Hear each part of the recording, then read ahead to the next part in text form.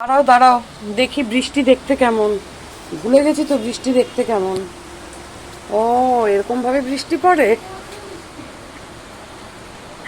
এই যে এরকম ভাবে বৃষ্টি পড়ে, বুঝলে, বৃষ্টির সাথে জল পড়ে। বাবা, হাতে কি লাগছে? উফ, শান্তি। টানা 3-4 ঘন্টা চলুক। বাবা, ছাদে যাব। নেমেছে নেমেছে, জোরে নেমেছে। আসছে আসছে আসছে করতে করতে মেঘ সরিয়ে তারপর নামলো। উফ, এই দেখো জল পড়ছে। আয় বৃষ্টি ঝেপে, ধান দেবো মেপে। কোথায় কোথায় কখন বৃষ্টি নামলো জানতে হবে এবার। বাবা, 5 মিনিট হওয়ার পর একটু কমে গিয়েছিল, আবার একটু এখন নামলো। ভগবান। ও, দারুণ দারুণ, আরো জোরে আরো জোরে আরো জোরে।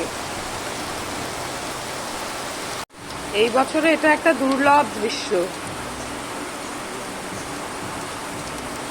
শখটাই না হলো একটুখানির জন্য, পুরো উড়ে এসে কোথার থেকে কি পড়লো, কার বাড়ির গাছের ফুল, এগুলো কোনখান থেকে এলো গো এই ফুলগুলো? আলো আসলে দেখা যাবে নিচে কি কি পড়েছে।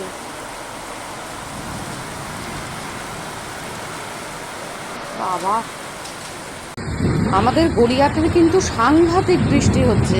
আর কয়েক সেকেন্ডে একটা ঝড় আসলো, মানে ওটা আমি তুলতে পারলাম না, তখন সাংঘাতিক সব ওলট পালট করে দিল।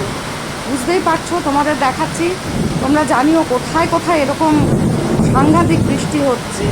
তবে এখনো কিন্তু ধরনী ঠান্ডা হয়নি, আরও কিছুটা বৃষ্টি হলে তারপরে ধরনী ঠান্ডা হবে।